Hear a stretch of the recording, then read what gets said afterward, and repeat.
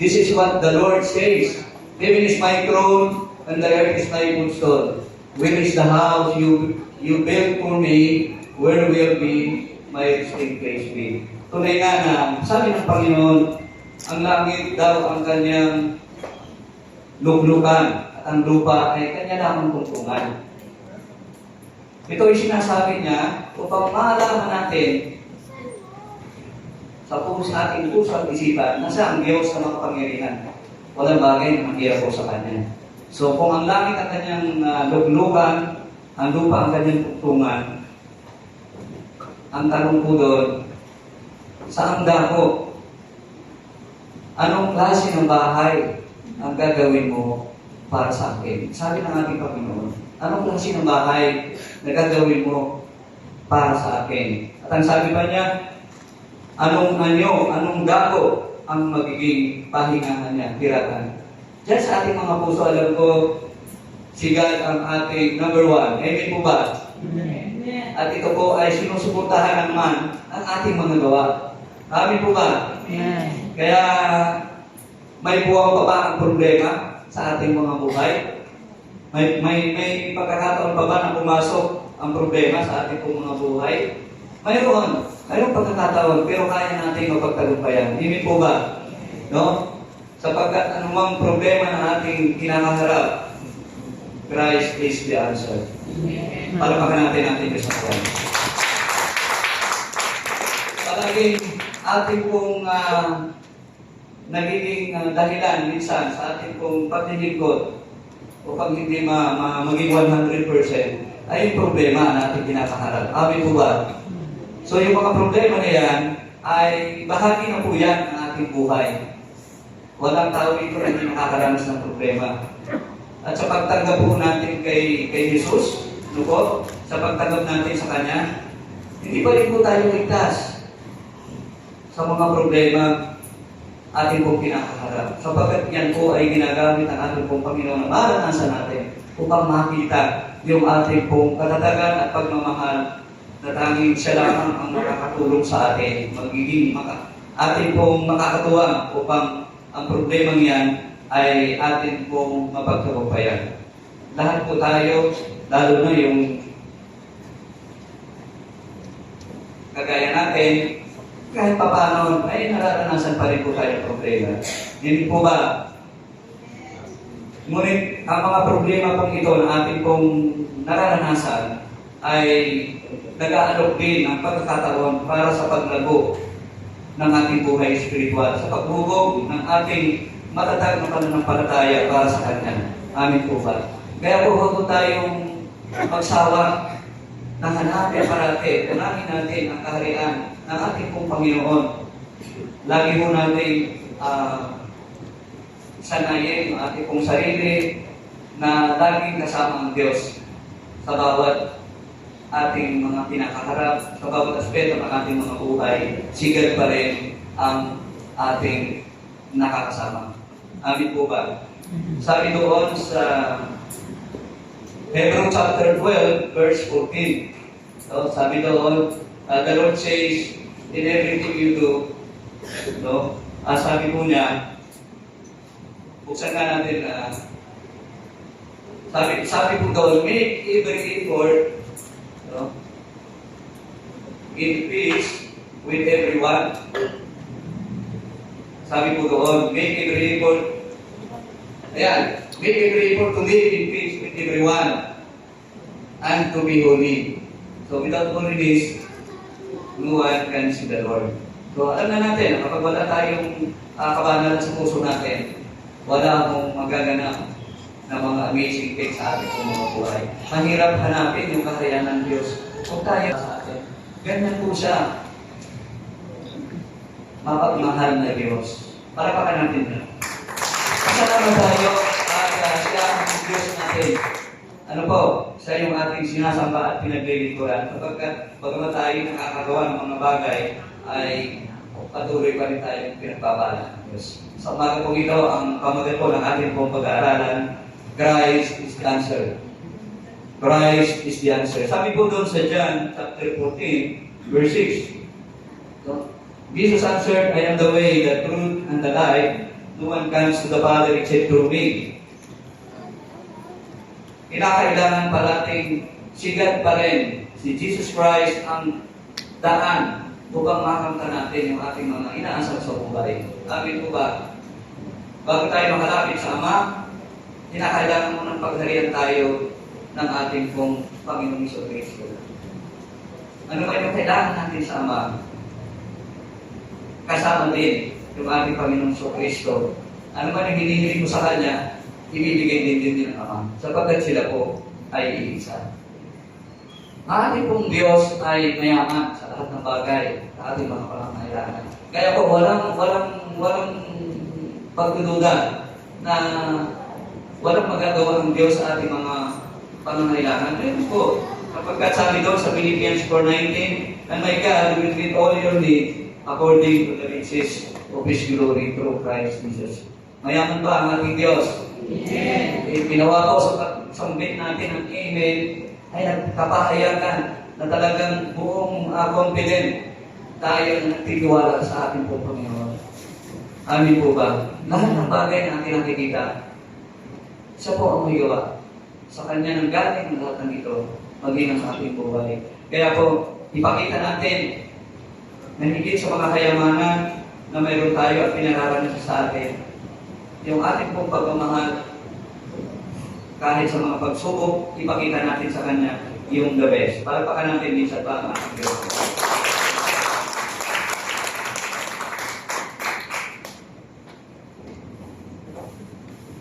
We all face problems, ano po? Whether it is stress, uncertainty about the future. Samang-sari yung mga problema na ating nararanasan. Ito ay kapag hindi ka marunong mag-handle, ano po, ay minsan ay stress ka. Depende sa mga problema ang pumapasok sa ating mga buhay. Iba-iba po ang mga atas ng pagsubok na dumarating sa buhay ng bawat isa. Hindi pwedeng ang problema na nararanasan ni Ate Elsie ay hindi nararanasan ni Kuya Bertie. Iba-iba po. Pero po ang ating pong Panginoon ay siya ang nagbibigay sa atin ng assurance. Mga problema po, ang mga broken relationship or even guilt from our past, siya po ang magbibigay ng kapahingahan, kapayapaan sa puso natin. Ano po, every person has a moment where they feel lost or overwhelmed, searching for answer to their challenge. Minsan po tayo ay nagmumukmok sa isang sulok, no? Nagmumuli-muli yung mga bagay na atin pong nararanasan.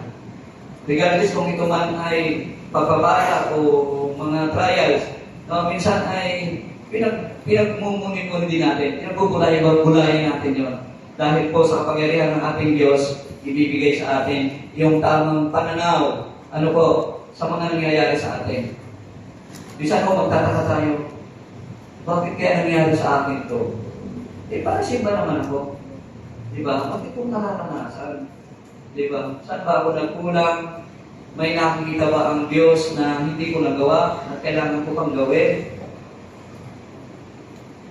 Minsan po kapatid, tingnan din natin yung ating mga nagagawa para sa ibang tao. Baka mamaya, mabuti ka nga sa sarili mo at sa iyong pamilya, pero meron kang hindi nagagawa para sa ibang tao.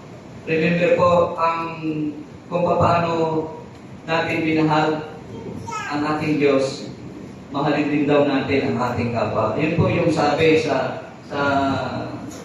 life natin. Ano po? Number 2. Number 1 is passionate love for God. And number 2, love and compassion for others. Kinakailangan po na iparanas din natin, iparamdam natin yung pagmamahal ng Diyos sa ibang tao sa pamamagitan po natin. Brother, paano ko ba ipaparanas sa kanila? Magimigay ba ako sa kanya ng kayamanan, salapi, pagkain o whatsoever? Kung ano po yung ating itutulong para sa kanila, gawin po natin. Pero ang pinaka-the best po ay yung salita ng Diyos ay kanila pong maranasan.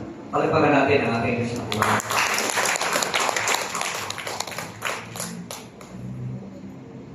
Every person has a moment where they feel lost or overwhelmed, no? In searching for answer to their challenges. But, tayo po as believers, we know the ultimate truth. Christ is the answer to every need that we have. Siya lamang po ang makakapagbigay ng kasagutan sa ating mga gusto nating mag-apply, makarating sa ibang bansa. Sabihin natin sa Panginoon, samahan natin ang ating mga gawa, ang ating pagkilos. Ano po, gusto natin na magkaroon ng trabaho at maranasan natin yung buhay na medyo hindi ka naman hirap. Mag-pray ka sa Lord. Binibigay ng Lord sa atin yung atin pong hinihingi sa Kanya as long na yung condition ng ating puso, yung ating pong muligo sa paglapit sa Kanya ay tama. Amin po ba? Christ is the answer sa lahat ng ating mga pangangailangan. Christ is the answer to our worries. Alam ko ho, tayong lahat ay nag-worry sa ating mga na-encounter na mga problema. Minsan nga, yung pagpapala, nag-worries din tayo, no? Sabi ko, paano kaya ito ating mapapangalagaan kung sobrang dami naman yung pera mo? Ano po? Nag-worry ka rin. Nagkakaroon, imbis na matuwa ka, ay nagkakaroon ka rin ng problema. Kasi paano mo mangalagaan yung kayamanan na ibinigay ng Diyos sa atin? Walang sukat kalagyan, siksik, likli, at umaakal. Di ba po? Sabi po doon sa Matthew 11:28-29, Jesus said, "Come to me, all who you are weary and burdened, and I will give you rest." Tayo mo ay sobrang nabibigatan sa mga problema natin pinakaharap. Amin po ba? Naghahanap tayo ng mga tamang tao na makakatuwang, makakatulong sa atin. Di ba po? Kung hindi tama ang ating isipan, ang ating laman ng puso natin, kanino tayo lalapit? Di ba po? Yung depende rin sa circumstansya ng problema o sa bilis ng pangyayari na halimbawa, need mo lang kailangan masolusyonan. Minsan po ay hindi nagiging tama yung ating kaisipan at kung saan ay sa ibang tao na lang tayo nagsisik ng assistance o ng tulong, ng help na po. Pero ang pinakamahalaga po, yung ating pong unang tatawagin, hihinga ng tulong ay yung ating pong Panginoon. Sabi ng Panginoon, "Come to me, all who you are weary and burdened, and I will give you rest." Alam niyo po, araw-araw tayo po ay nakakaranas ng stress sa trabaho, sa pamilya, minsan personal. Ano po? Mga iba't ibang issue po ang ating pong nararanasan. Kaya nga tayo po ay inanyayahan ni Jesus na dalhin natin sa Kanya yung ating mga problema. O pagpagaanan tayo. Amin po ba? Pagpagaanan natin. Pagkat yung ating mga pasanin, siya ang magpapasa nito. Ano po? Ang ating pong kabigatan, ang ating Diyos ang magpapasa nito. Kapag ang buhay po natin ay tila napakabigat, tandaan natin, si Kristo po ay nagbibigay ng kapahingahan sa sino man na tumatawag sa Kanya. Amin po ba? Hindi rin po ito sa pamamagitan ng pagtakas sa mga problema. Pakasan mo na lamang sa Kanya. Kundi sa Kanyang presensya, sa gitna ng bagyo at ulos ng ating buhay, nagiging maganito kasi kasama natin ang ating Panginoon. Amin po ba? Kasama natin ang Diyos na ating pong susolusyonan ang problema ang ating kinakaharap. May dala ka bang pasanin, kapatid, sa umaga pong ito? Amen? Sa pagpunta ito, inalay po natin sa Panginoon sa umaga pong ito. Handa siyang ibigay ang kapayapaan dyan sa puso. Palampakan natin, minsan pa ang natin.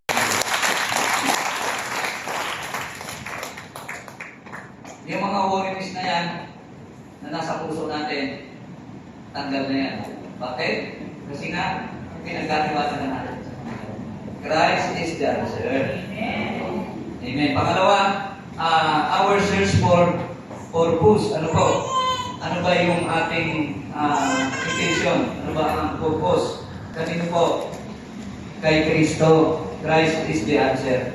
Siya po ang magbibigay sa atin ng kapayapaan, kaayusan sa lahat ng ating mga kinakaharap. Tayo po ay nilikha niya at para sa Kanya kapag nabubuhay tayo para kay Kristo. Doon po natin natatagpuan ang tunay na kasiyahan at layunin sa buhay. Ano po, anuman po yung ginagawa mo sa bahay, sa trabaho, gawin mo ito bilang handog para sa ating pong Panginoon. No? Pinaglilikuran mo yung boss mo, pinaglilikuran mo yung kaibigan mo, kung sino man yung kasama mo doon na nagtatrabaho, paglingkuran mo siya as in para din ang Diyos. Ano po, ibigay mo rin yung the best na paglilingkod mo sa Kanya. Ano po?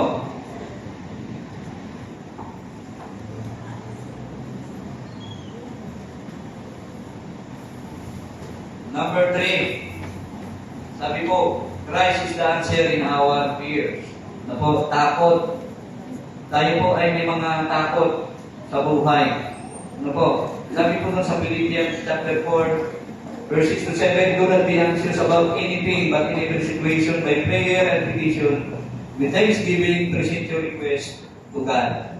Malinaw, di ba? Hindi sa ibang tao natin, hindi present yung ating mga pangangailangan, yung request natin. Walang iba kung hindi sa ating Panginoon. Ano po?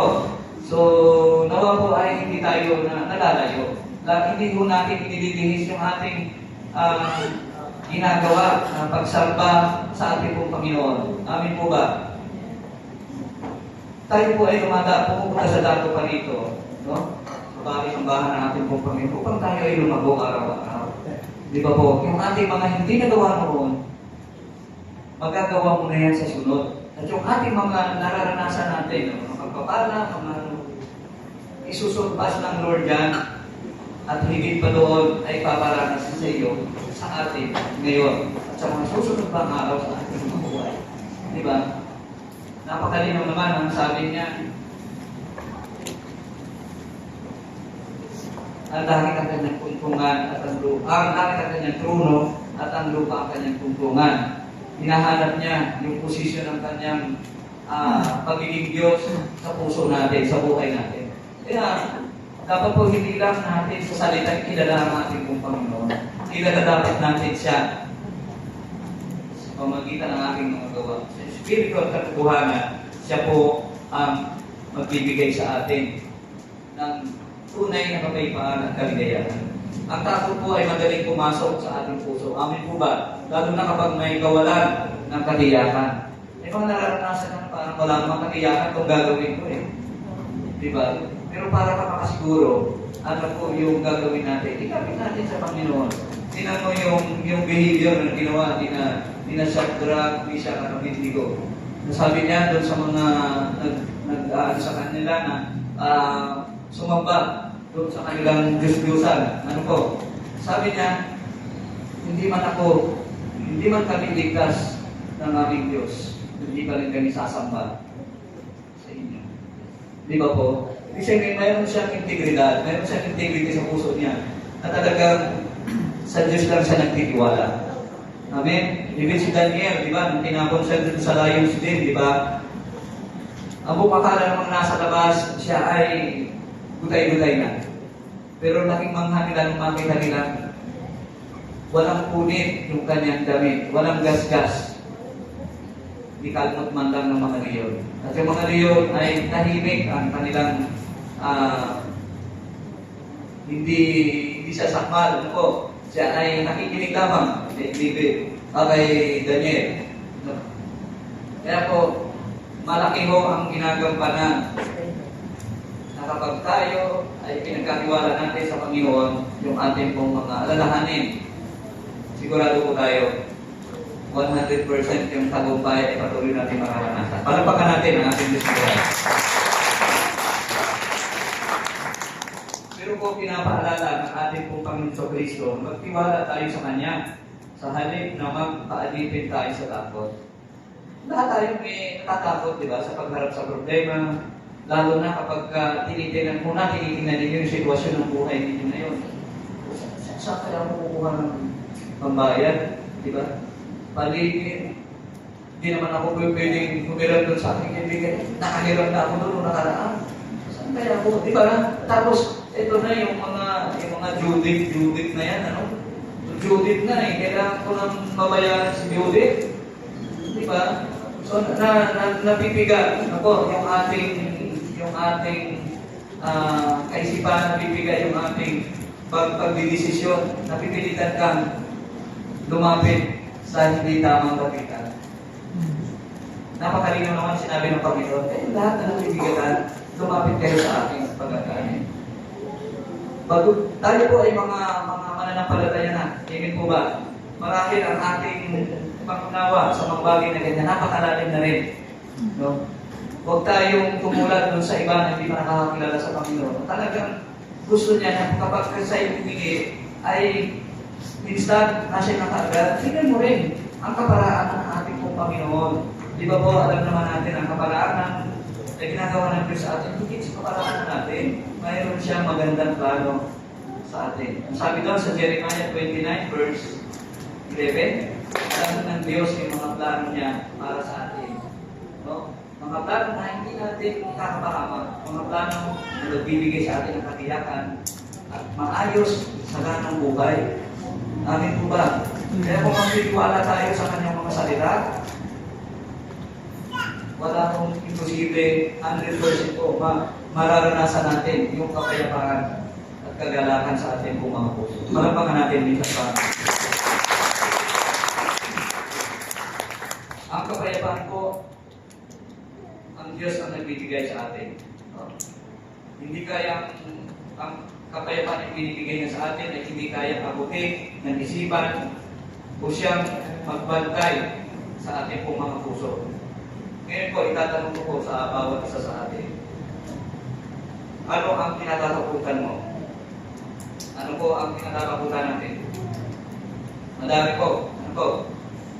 Siyempre, yung ating mga kasalukuyan na nararanasan. Hindi ko na kailangan hintayin pa kung ano yung sasabihin niyo. Alam ko po na meron tayong kinatatakutan.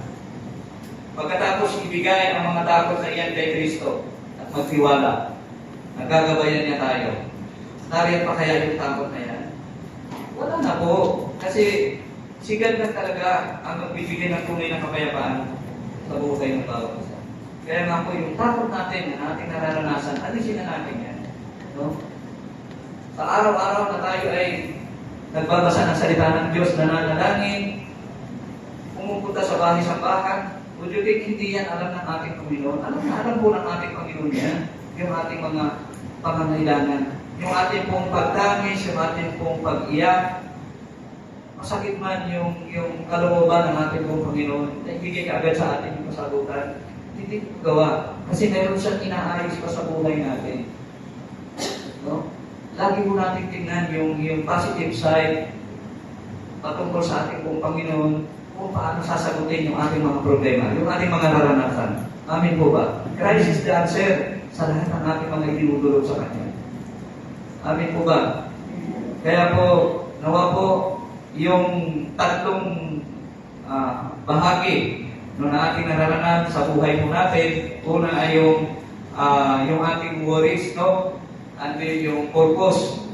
At ang pangatlo po ay yung takot, ay ipagkatiwala natin sa ating Panginoon sapagkat siya magbibigay sa atin ang tunay na kalayaan sa mga problema yan na ating pong naranasan. Amin po ba? Amen.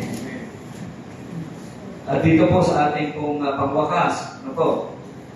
Christ isn't just the answer to big spiritual questions sa atin, ano po? Even yung mga mahalagang patungkol sa spiritual, no? Siya po ang nagbibigay ng kasagutan. Higit pa ron, siya rin ang nagbibigay ng kasagutan yung ating mga struggle araw-araw. Ano po? Yung ating mga pangangailangan, yung ating mga desire, whether you're feeling stressed, searching for purpose, or afraid of what the future holds. Know that Jesus is ready to walk with you. Sabi ng Panginoon, where is the house you built for me? Where is my resting place be? Saan dyan sa puso natin pagtitirahin ng ating Diyos? In every challenges po na ating pong na-encounter, remember that Christ is the answer. No? Magtiwala lang po tayo sa ating Panginoon na bawat araw, bawat pagkakataon na matatagpuan natin ang ating kapahingahan, layunin at kapayapaan, kanino natin matatagpuan? Kay Kristo lamang. Para natin sa